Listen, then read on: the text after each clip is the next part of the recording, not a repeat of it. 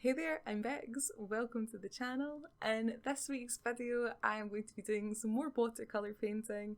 This was a bit of a speed paint actually, and I limited myself to 2 hours for this one. Normally, I spend quite a lot of time on my paintings, so this was a bit of a challenge and a lot of fun actually. So I just want to start out by apologising for my absence last week. I am okay and I just needed a little bit of a break. It's times like this that having access to the community tab would be really good so I could let you guys know where I am at and what's going on. So I'm sorry for my absence, but I just needed a little bit of time to myself to chill out and unwind, and it's been really good. So I'm back refreshed and excited to make more videos. Anyway, let's get on to the good stuff and talk a little bit about the painting. So for this painting, basically I had seen this beautiful watercolour from Daniel Smith. It's called Moonglow. It really caught my eye. I absolutely love the colours. They are so pretty. I say colours because although it is one single tube of colour, when it is placed down on the paper, it separates out into these beautiful kind of varied pigments. A little bit of red here, a little bit of blue there, and sometimes even a bit of green peeking through. It is really gorgeous paint. Well, after watching one of Kimberly Crick's videos, I realised that the red tone in the Moonglow paint is a fugitive colour, and that really put me off even considering purchasing it. So I used the paints that I had already in my White Nights set and tried to kind of make something quite close. I didn't have the exact pigments that Kimberly used in her video, but I had a couple of them and I had a close one. So for this I used ultramarine, chromium oxide, and now this actually worked out quite well. It doesn't separate quite as much as Daniel Smith's Moonglow, but you still get that kind of overall muted purple tone, which is so pretty. I decided to paint some kind of glaciers and on what looks like quite a, I guess, dark, overcast, maybe stormy night, and I wanted to play around with reflections. I don't paint landscapes that often, so I thought this would be a good way to practice, and I had a lot of fun experimenting with the colours in this one. I also decided to use some cerulean blue for a pop of colour. I was really wanting something nice and saturated to contrast with the muted purple tones from the DIY Moonglow attempt. And I also used a little bit of yellow. I have got to apologise because I'm not 100% sure what yellow I used for this, but I'm pretty sure it was Cerulean, which is a nice bright transparent yellow.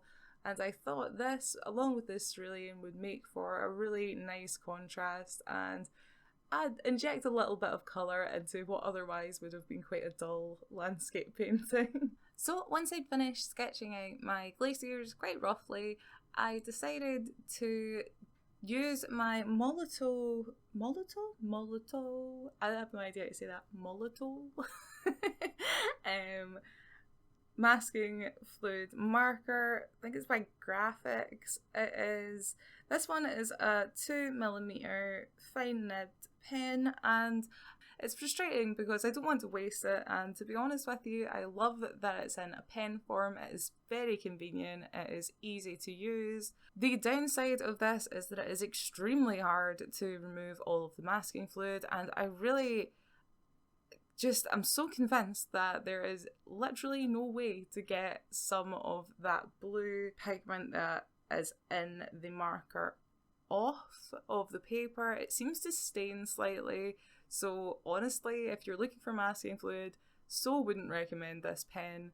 And you know, as I said, I'm still experimenting with these watercolour paints and, you know, a couple of new supplies that I've picked up, so I will probably use this on and off because I don't like to waste things, but certainly I will not be buying this again once it runs out. So Winsor & Newton masking fluid, absolutely love it. It's tip top. This stuff, not so much.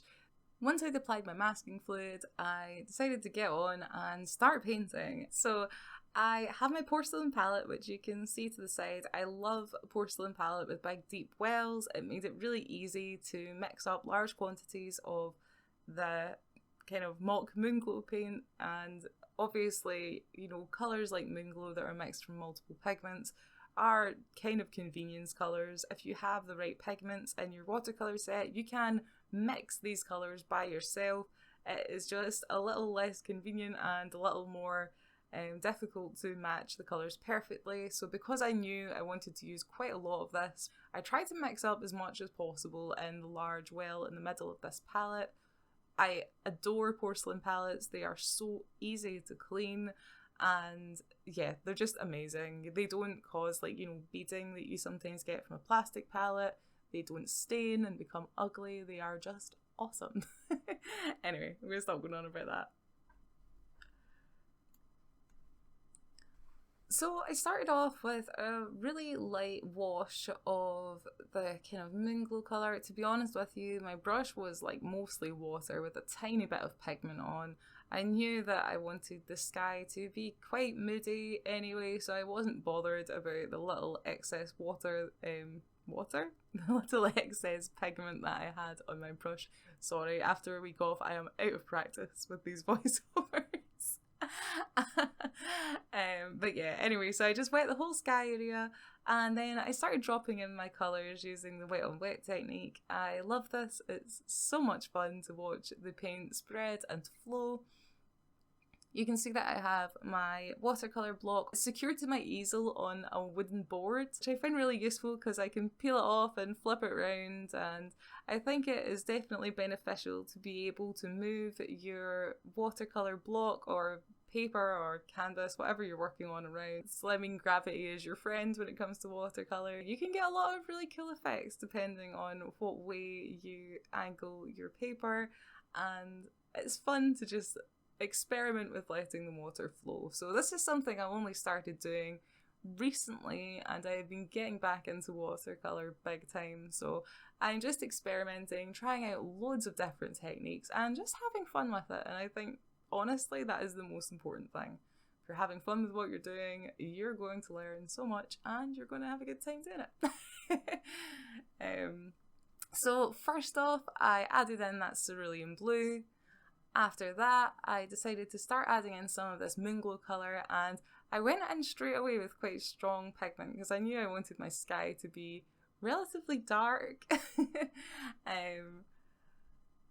I love the way that the pigments separate. I think because a couple of the pigments, specifically the ultramarine and the chromium oxide, are granulating colours, it means that the particles in the pigment are quite large, so they separate out from each other, and yeah, can give you some really interesting and subtle colour variations in areas that look like from a distance maybe that they are all the same. So it was a lot of fun to mess about with. It definitely, my DIY mix anyway, definitely didn't work quite like Daniel Smith's moonglow paint, but none of my colours are fugitive, so they won't fade, which is more important to me, to be honest. Once I'd taken all of the masking fluid off, I re-wet the sky and started painting wet into wet again to try and darken down those clouds even more. Once I was finished with the sky, I went in with some more of that moonglow kind of paint. I don't know why I keep calling it moonglow because it's not moonglow, but that kind of muted purpley grey colour, which I think is so beautiful. Anyway guys, I'm gonna love you and leave you and shut up for the now. But I just want to say thank you so much for watching. If you've made it to the end of the video or near the end of the video, thank you so much. It is so appreciated. I would love some feedback from you guys in the comments. I am really excited to bring you guys more videos. If you like my work, and this painting in particular, this is available for purchase on my website at the moment. That's www.sketchwithbex.com. You can also check out my socials, they are all linked in the description.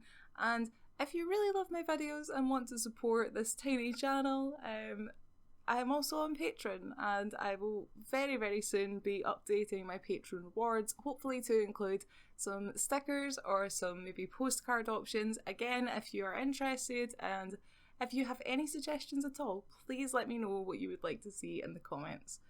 Anyway guys, thank you so much for watching. Have a wonderful week, and I will see you in the next video. Bye!